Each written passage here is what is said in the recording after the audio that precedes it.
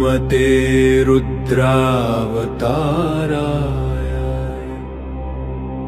सर्वशत्रुसंहरणाय सर्वरोगहराय सर्ववशीकरणाय रामदूताय स्वाहा। ॐ हनुमते नमः। ॐ आञ्जनेयाय विद्महे वायुपुत्राय धीमहि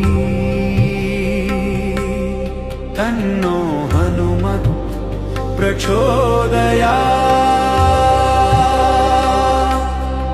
ॐ ऐं ह्रीं हनुमते श्रीरामदूताय नमः। ॐ श्री संकटमोचनाय